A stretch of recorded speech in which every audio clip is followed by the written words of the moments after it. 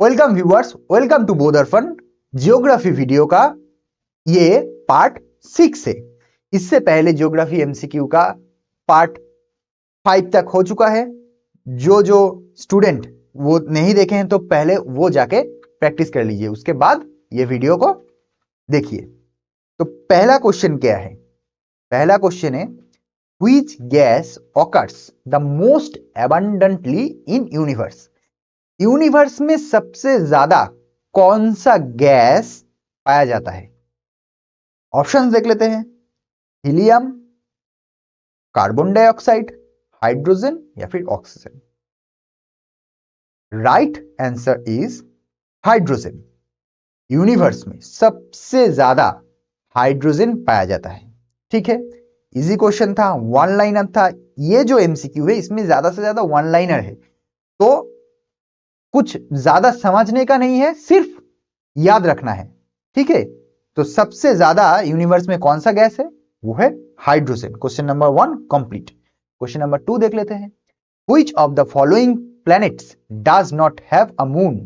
इनमें से कौन सा प्लैनेट है जिसके पास कोई मून नहीं है? अभी मून मतलब कोई सैटेलाइट नहीं है। हमारा जो अर्थ का जो सैटेलाइट है उसको हम मून बोलते हैं। ठीक है, अभी इनमें से कौन सा प्लैनेट है जिसके पास कोई मून नहीं है? Mercury and Venus, Venus and Earth, Saturn and Neptune, Neptune and Uranus.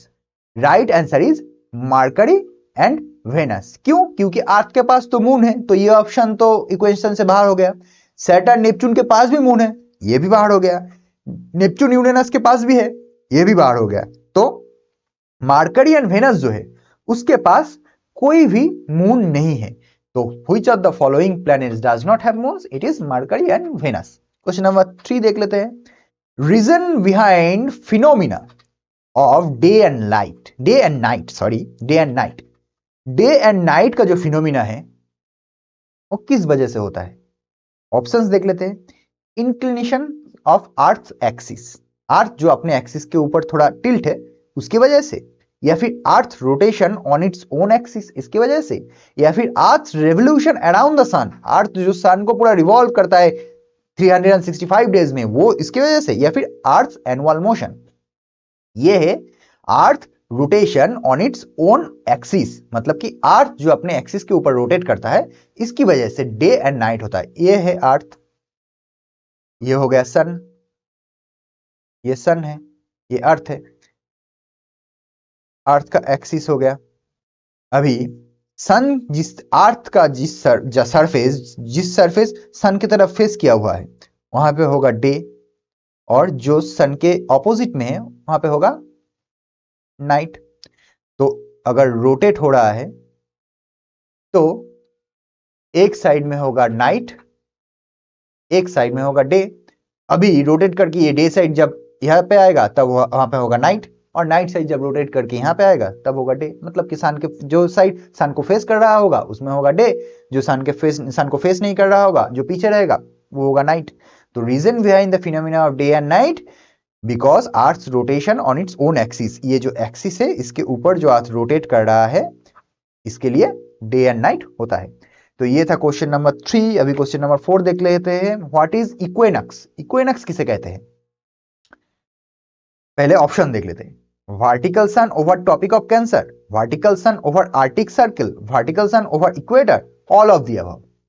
It is vertical sun over the equator. ठीक है, सन अगर यहां पे सन है, ये अगर सन है,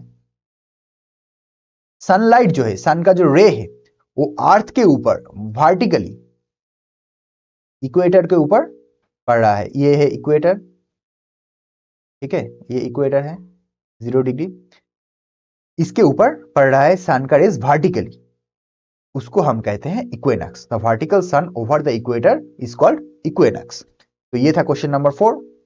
ये जो क्वेश्चन था ये थोड़ा ट्रिकी क्वेश्चन था, इसको याद रखना है कि ये कॉम्पिटिटिव एग्जाम में या फिर जो क्लास एग्जाम है उनमें आ सकता है। क्वेश्चन नंबर 5 देख लेते हैं। What is the unit of calculate of distance between celestial body? Celestial body के बीच का जो डिस्टेंस है वो कैसे हम कैलकुलेट करते हैं? वो हम कैलकुलेट करते हैं इजी है लाइट ईयर्स के थ्रू। मतलब कि एक ईयर में लाइट जितना डिस्टेंस ट्रेवल करता है उसको कहते हैं लाइट ईयर्स। और दो सेलेस्टियल बॉडी, मतलब कि अगर पकड़ लीजिए प्रॉक्सिमा सेंचुरी, उससे हमारा जो सन है उसका जो डिस्टेंस है वो कैसे हम पता लगाएंगे? लाइट ईयर से पता लगाएंगे। मतलब कि प्रॉक्सिमा सेंचुरी से लाइट निकल के कितने दिन बाद हमारे अर्थ में आएगा, उतना दिन अगर हम कैलकुलेट कर लेते हैं तो वो है प्रॉक्सिमा सेंचुरी से हमारा अर्थ का डिस्टेंस, तो वो है लाइट ईयर्स। ठीक है, तो क्वेश्चन नंबर 6 देख लेते हैं। What is diamond ring? अब ये नाम से पता चल रहा है कि रिंग मतलब कि एक रिंग की शेप में कुछ होगा। Where is diamond ring observe? मतलब कि कहां पे डायमंड रिंग ऑब्जर्व किया जाता है, देखा जाता है? Only in the central region of totality trail, at the start of a total solar eclipse, at the end of a total lunar eclipse, or only along the peripheral region of a totality trail? जब एक totality trail होता है उसका जो peripheral region है, एकदम outermost region, peripheral region, उसमें से जो सन रेज बाहर निकलता है उसको अगर हम ऑब्जर्व करें तो कैसे लगता है देखने में? वो एक डायमंड रिंग की तरह लगता है। देखिए ये एक रिंग है, इसके ऊपर एक डायमंड लगा हुआ है, ऐसा लग रहा है। तो only along the peripheral region of the totality trail, this is the right answer. Where is diamond ring observe? Only in the peripheral region of totality trail. ये था क्वेश्चन नंबर 6। क्वेश्चन नंबर 7 देख लेते हैं। Reason behind twinkling of a star. अगर हम अर्थ से ऊपर star को ऑब्जर्व करें तो देखते हैं कि वो ट्विंकलिंग कर रहा है, मतलब कि ऐसा लग रहा है कि वो जल बुझ रहा है, जल बुझ रहा है। क्यों ऐसा लग रहा है?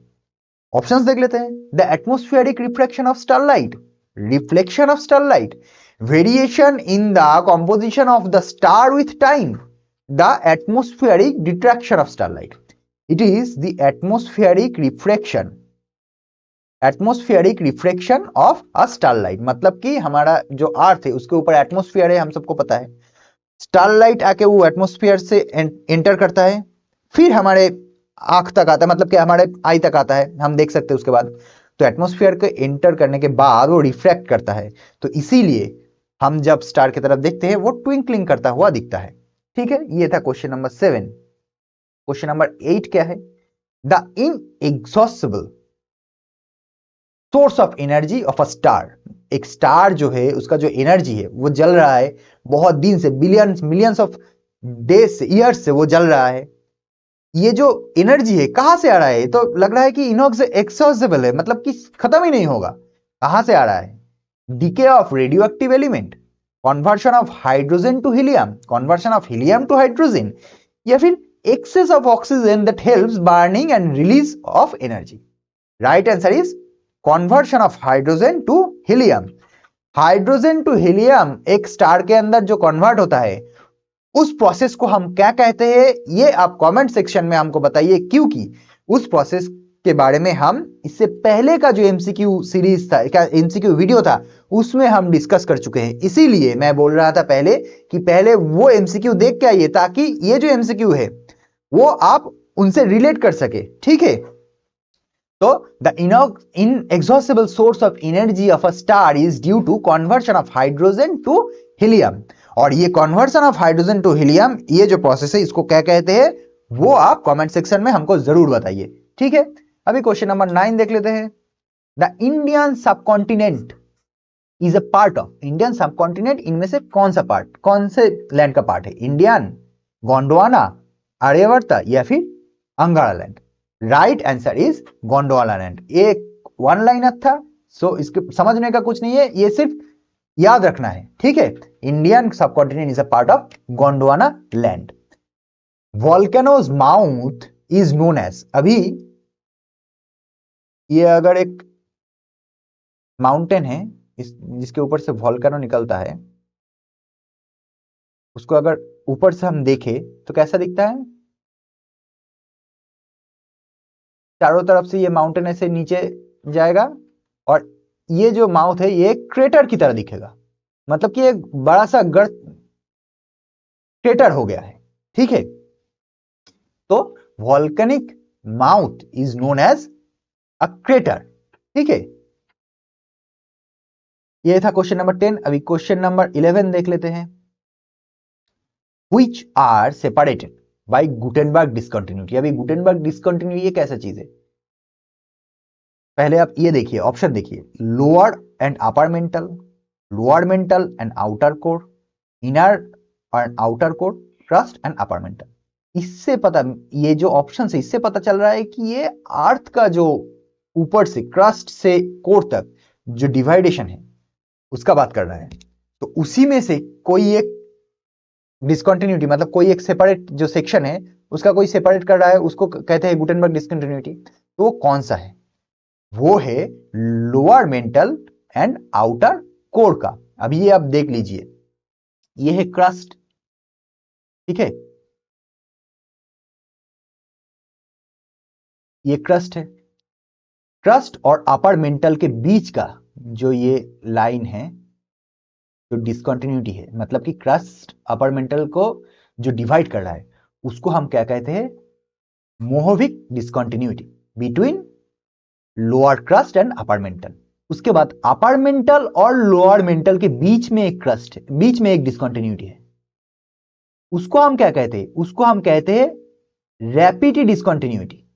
फिर लोअर मेंटल और आउटर कोर, इसका जो एक डिवाइडेशन है, ये कौन करता है, ये करता है गुटेनबर्ग डिस्कंटिन्यूटी, ठीक है, ये है गुटेनबर्ग डिस्कंटिन्यूटी जो लोअर मेंटल को अपर कोर से अलग करता है। फिर अपर कोर को इनर कोर से कौन अलग करता है, वो करता है लेमन डिस्कंटिन्यूटी। तो ये क्वेश्चन सिर्फ गुटेनबर्ग डिस्कंटिन्यूटी से नहीं आएगा, ये क्वेश्चन बहुत सारे, जैसे कि कॉर्नर डिस्कंटिन्यूटी क्या है, मोहविक डिस्कंटिन्यूटी क्या है, रैपिड डिस्कंटिन्यूटी क्या है, गुटेनबर्ग डिस्कंटिन्यूटी क्या है, लेहमैन डिस्कंटिन्यूटी क्या है, ये सब में से क्वेश्चन आ सकता है। तो ये याद रखना है, व्हिच सेपरेटेड गुटेनबर्ग डिस्कंटिन्यूटी किसको सेपरेट करता है, लोअर मेंटल को अपर कोर से सेपरेट करता है। ये था क्वेश्चन नंबर 11। क्वेश्चन नंबर 12 देख लेते हैं। Which of the following statement is correct about milky way Galaxy? इनमें से कौन सा स्टेटमेंट है जो मिल्की वे गैलेक्सी के रिगार्डिंग सही है? The solar system resides in one of its spiral arms. It is a spiral galaxy. ये दोनों ही ठीक है। मिल्की वे गैलेक्सी एक स्पाइरल गैलेक्सी है। अगर ये स्पाइरल गैलेक्सी है तो हमारा जो सोलर सिस्टम है वो तो इसका एक स्पाइरल आर्म में ही सिचुएटेड होगा, तो ये दोनों ही करेक्ट है। तो नन ऑफ द अबव तो नहीं होगा, तो ऑल ऑफ द अबव होगा। तो correct answer is all of the above. Question number 13 देख लेते हैं। Where is the largest volume and mass of the earth found? Earth का जो लार्जेस्ट वॉल्यूम एंड मास कहां पे देखा जाता है? अर्थ का सरफेस पे, अर्थ के क्रस्ट पे, अर्थ के मेंटल पे, या फिर अर्थ के कोर पे? नहीं, अर्थ का कोर जो है वो तो लिक्विड है। लार्जेस्ट वॉल्यूम एंड मास देखा जाता है अर्थ के मेंटल में, ठीक है। मेंटल जो पार्ट है, जो अपर मेंटल लोअर मेंटल, दो क्वेश्चन पहले जो था, जो डिस्कंटिन्यूटी गुटेनबर्ग डिस्कंटिन्यूटी जो लोअर मेंटल को अपर कोर से डिवाइड कर रहा था, ठीक है, वो जो मेंटल है, पूरा mental, upper mantle and lower mental, उसको वहां का जो मास और वॉल्यूम है वो सबसे ज्यादा है। तो अर्थ का सबसे ज्यादा वॉल्यूम एंड मास कहां पे देखा जाएगा? मेंटल में देखा जाएगा, ठीक है। ये था क्वेश्चन नंबर 13। अभी क्वेश्चन नंबर 14 देख लेते हैं। Which one of the following is not related to plate tectonic theory? इनमें से कौन सा प्लेट टेक्टोनिक थ्योरी का पार्ट नहीं है? Sea floor spreading, continental drift, transform fault, pole wandering. Transform fault भी एक टेक्टोनिक थ्योरी के अंदर आता है, कॉन्टिनेंटल ड्राफ्ट भी एक टेक्टोनिक प्लेट थ्योरी के अंदर आता है, और सी फ्लोर स्प्रेडिंग भी एक वही चीज है। तो which of the following is not? It is pole wandering. अभी टेक्टोनिक जो प्लेट है वो एक डाइवर्जेंट प्लेट बाउंड्री होगा, एक कन्वर्जेंट होगा, एक ट्रांसफॉर्म होगा। डाइवर्जेंट मतलब दो जो प्लेट होगा वो एक दूसरे से दूर जाएगा, इसको कहते हैं डाइवर्जेंट। कन्वर्जेंट क्या होगा? एक प्लेट दूसरे प्लेट के तरफ आएगा, उसको हम कहते हैं कॉन्वर्जेंट। और ट्रांसफॉर्म होगा, दो ऐसे प्लेट है, वो ऐसे डायरेक्शन में जाएगा, कोई एक दूसरे की तरफ नहीं आएगा, वो एक दूसरे से लगा हुआ रहेगा, लेकिन दोनों एक दूसरे के ट्रांसफॉर्म में मूव करेगा, उसको कहते हैं ट्रांसफॉर्म। एक दूसरे का ट्रांसवर्स मूव करेगा जो प्लेट, उसको कहते हैं ट्रांसफॉर्म प्लेट बाउंड्रीज, ठीक है, तो which of the following is not related to plate tectonic theory, it is pole wandering. Question number 15 जो कि आज का लास्ट क्वेश्चन है, blue moon occurs when 4 full moon appears in 2 consecutive months of the same calendar year।